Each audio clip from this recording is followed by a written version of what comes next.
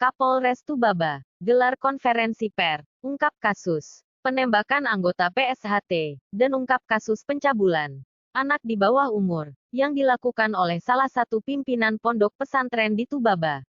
Kapolres Tulang Bawang Barat, Polda Lampung, AKBP Sunhot P. Silalahi, SIK MM menggelar konferensi pers di halaman Mapolres Tulang Bawang Barat.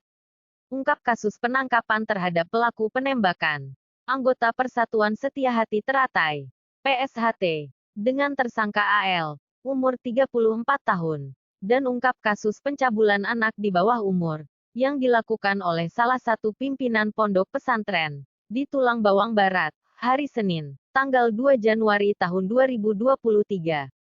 Ungkap kasus pertama, yaitu pelaku inisial AL merupakan pelaku tindak pidana percobaan pembunuhan, atau penganiayaan, terhadap korban Sutikno, umur 45 tahun.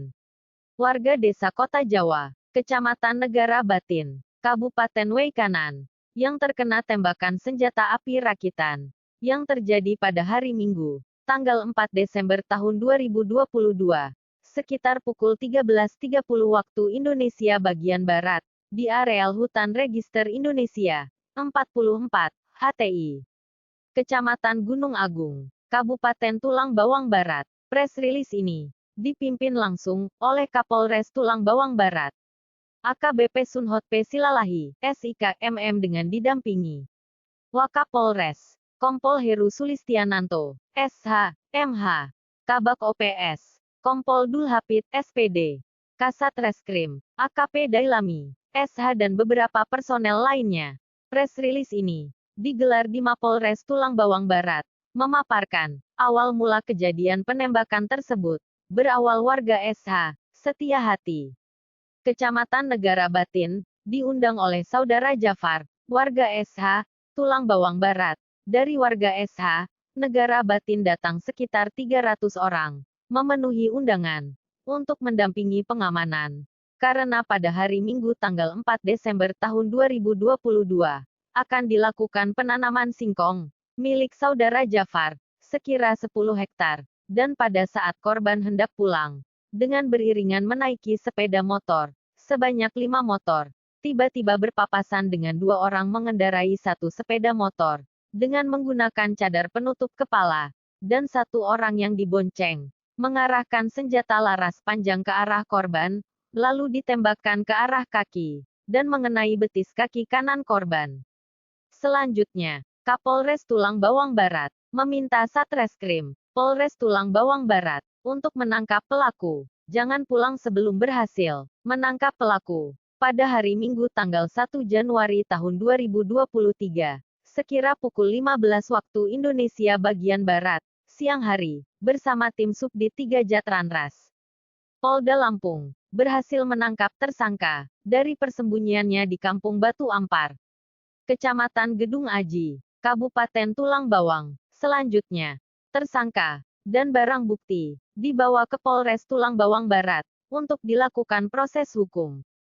Kapolres Tulang Bawang Barat AKBP Sunhot P. Silalahi, SIK MM, ketika menanyakan langsung kepada pelaku motif dari penembakan, AL mengatakan, pada hari Minggu tanggal 4 Desember tahun 2022, sekira pukul 9 waktu Indonesia bagian Barat, Saudara S datang ke rumah tersangka AL yang beralamat di Etanol, Kabupaten Tulang Bawang. Kemudian, Saudara S mengajak tersangka AL untuk masuk ke lahan yang sebelumnya tersangka AL jual kepada Saudara D telah digarap dan ditanam oleh PSHT. Mendengar hal tersebut, tersangka AL pun marah, dan setelah itu, Saudara S bersama tersangka AL pergi ke lahan tersebut, menggunakan 1 unit sepeda motor Honda CR-V berwarna hitam, dan di tengah perjalanan, tersangka AL diperintahkan oleh Saudara S untuk mengambil 1 pucuk senjata api jenis locok. Setelah itu kedua pelaku tersebut melanjutkan perjalanan, dan di tengah perjalanan, kedua pelaku tersebut berpapasan bertemu dari arah berlawanan. Lalu Saudara S memutar balik arah sepeda motor Honda CR-V warna hitam, dan tersangka AL turun dari motor, langsung mengacungkan senjata api, dan menembak ke arah rombongan PSHT. Sebanyak 1 kali, ujar Kapolres Tulang Bawang Barat. Lanjut Kapolres Tulang Bawang Barat. Untuk ungkap kasus kedua, yaitu penangkapan salah satu pimpinan pondok pesantren yang berada di Kabupaten Tulang Bawang Barat. Pelaku melakukan persetubuhan anak di bawah umur dengan korban sebanyak 3 orang. Pelaku diamankan pada hari Sabtu tanggal 31 Desember tahun 2022 di Polres Tulang Bawang Barat dengan identitas pelaku AA, umur 45 tahun. Kronologis kejadian tersebut bermula pada hari Jumat tanggal 23 Desember tahun 2022, sekira pukul 0 di rumah terduga pelaku AA yang beralamat di Tiu Tirta Makmur, Kecamatan Tulang Bawang Tengah, Kabupaten Tulang Bawang Barat. Telah terjadi persetubuhan anak di bawah umur yang dilakukan oleh pemilik pondok pesantren Hidayatul Salafiyah atas nama AA kepada korban HH, RH dan SM yang merupakan santri pondok tersebut. Pada awalnya, para korban dipanggil saat melakukan sholat tahajud untuk masuk ke dalam rumah. Terduga pelaku AA dengan dalih meminta tolong untuk dibuatkan teh. Kemudian saat masuk ke dalam rumah korban, dipaksa untuk masuk ke dalam kamar, dan pelaku seketika melakukan persetubuhan dengan korban, dengan membujuk korban agar mendapatkan barokah dari Tuhan. Setelah melakukan hal tersebut, keesokan harinya, korban menceritakan kejadian tersebut kepada ibu korban, dan keluarga korban melaporkan kejadian tersebut ke Polres Tulang Bawang Barat. Atas perbuatannya, pelaku persetubuhan anak di bawah umur dijerat dengan pasal 81, ayat 1, 2, dan 3, Jo. Pasal 76D subsidiar, pasal 82, ayat 1, dan ayat 2, Jo. Pasal 76E. Undang-Undang RI Nomor 17 Tahun 2016 tentang perubahan kedua atas Undang-Undang RI Nomor 23 Tahun 2002 tentang perlindungan anak. Sedangkan untuk tersangka penembakan, dikenakan pasal percobaan pembunuhan 338, Jo 53, atau pasal 351, ayat 2 KUHP. Saat ini, para tersangka dan barang bukti telah diamankan di Polres Tulang Bawang Barat untuk penyidikan lebih lanjut. Informasi ini dari Humas Polres Tubaba. Jangan lupa di-subscribe dan like ke channel ini supaya berkembang baik. Seandainya sudah di-subscribe dan like, saya ucapkan terima kasih. Penembakan itu ada permasalahan yang ada di register 44 HTI. Masalah apa itu, Nak? Masalah ada penanaman yang dilakukan oleh kelompok Lestari Mandiri di sana sebanyak kurang lebih 10 hektar, kemudian dikuasai oleh pelaku. Pada saat tanggal 4 itu, kelompok dari Lestari Mandiri coba mengkuasai. Ketika pulang dari penanaman singgung di lokasi, dilakukan penembakan oleh pelaku di tengah jalan. Apakah pelaku seorang residivis, Pak? Untuk pelaku tidak residivis. Jenis senjata, Den? Jenis senjata dari keterangan pelaku yang kami dapat bahwa jenis yang digunakan adalah jenisnya rocok ataupun cepeng, senjata rakitan. Saat ini senjatanya apakah sudah diamankan juga, nanti? Senjata menurut pengakuan dari tersangka atau keterangan dari tersangka bahwa senjata tersebut dibuang ke sungai. Nanti akan dilakukan pencarian. Izinan, untuk jarak tembakannya dekat atau berapa meter nih? Nanti akan dilakukan rekonstruksi untuk mengetahui jarak antara korban dengan pelaku. Berapa jarak penembakan tersebut. Saat dilakukan penangkapan, adakah perlawanan, Dan? Untuk pada saat dilakukan penangkapan tidak ada perlawanan. Ada sedikit perlawanan ya. Yang ditembak sama pelaku apanya, Dan? Korban. Untuk korban yang korban mengalami luka tembak pada betis kaki sebelah kanan. Dari depan atau dari belakang itu? Dari samping. Satu lubang aja ya, Dan? Satu lubang saja. Penangkapan dilakukan di kediaman atau di mana? Posisi? Penangkapan dilakukan di pertambangan pasir. Itu tempat saudara atau tempat itu? Dia bekerja di sana. Oh, bekerja sekarang. Mungkin tempat persembunyian. Di register 44 HTI, di mana kejadiannya pada tanggal 4 Desember 2022.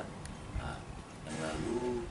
Kemudian kemarin pada tanggal 1 Januari sekitar jam 15.00 Satuan Reskrim ataupun TK 308 berhasil melakukan penangkapan terhadap terduga pelaku penembakan, di mana pelaku kita tangkap di Batu Ampar, Kecamatan Penawartama, Kabupaten Pulau Bawah, atas nama Ali bin Haji, umur 34 tahun, pekerjaan petani, alamatnya Kampung Warga Jaya Indah, Kecamatan Mandaragung, Kabupaten Pulau Bawah. Kemudian satu lagi pelakunya masih dalam tahap pencarian dari kita. Untuk pelaku penembakan ini kita berhasil menyita kendaraan yang digunakan, yaitu satu unit motor trail jenis CRF dan Honda Jeep yang digunakan pelaku pada saat melakukan kejahatannya. Kemudian untuk pelaku akan kita kenakan pasal 53 Junto 338 ataupun percobaan pembunuhan, subsidiar pasal 351 ayat 2 atau penganiayaan yang menyebabkan luka berat dengan ancaman hukuman di atas 5 tahun. Baju ataupun jubah. Tiga-tiganya itu, tiga pelaku itu korban. Iya, iya. Betul. Apa aja yang disita? Barang bukti yang disita itu pakaian dalam yang dikenakan korban pertama, kemudian pakaian yang dikenakan tersangka. Ada di pondok tersebut ada 17 pengasuh, jadi 5 diantaranya ustazah. Ya. Dari bulan Maret sampai bulan Desember tahun 2022. Ya. Sebelumnya, dan ini kan yang sudah ketahuan ya. Sebelumnya udah ada kejadian belum? Makanya kita mengimbau juga mungkin bagi orang tua ataupun ada korban lain, ya silakan datang ke kantor, ke Polres ini untuk kita lakukan pemeriksaan. Gitu. Mungkin ada korban-korban lainnya. Dan beliau ini kan pengasuh ya, tapi lebih spesifik yang pemilik atau gimana? Pemilik. Dia pengasuh sekaligus pemilik pondok, pesantren. Ya. Jadi 6 ini sudah kita mintai keterangan. Berawal dari seorang anak, kita mintai keterangan dan kita coba lakukan visum et repertum. Ternyata ia terjadi persetubuhan. Kemudian kita coba konfirmasi untuk korban-korban yang lain. Jadi korban ada 6 orang. 3 yang dilakukan persetubuhan. Di hari yang berbeda, tempat yang sama atau Berbeda. Di hari yang berbeda dan tempatnya mungkin sama ya, di pondok. Modusnya apa, Dan? Modusnya bahwa pelaku menjanjikan kepada santriwatinya bahwa untuk mendapatkan barokah. Kalau ikhlas barokah. Ikhlas dan barokah dan ikhlas. Berdasarkan keterangan korban sudah dilakukan berapa kali, Dan? Bermacam-macam. Ada korban yang sudah sampai 5 kali. Ada yang baru sekali. Ada yang baru sekali, jadi bermacam-macam. Ya. Apakah salah satu korban ada yang sudah hamil? Sementara belum. Tidak ada. Tidak. Ya. Kalau yang 3-nya gimana, Dan, yang belum? Untuk 3 itu kategori cabul ya, karena masuk pada meraba-raba tubuh dan mungkin Alat-alat sensitif. alat-alat vital dari korban. Himbauan, Dan. Himbauan kita ya jangan sampai terulang kembali. Kasihan anak-anak kita sebagai generasi penerus kalau dirusak masa depannya. Kemudian butuh pengawasan dari orang tua untuk lebih ketatlah mengawasi anak-anaknya. Dan sebelumnya sempat ada paksaan nggak dari pelaku pada korban-korban itu? Untuk paksaan tidak ada, karena ada rayuan di sana untuk mendapatkan barokah gitu.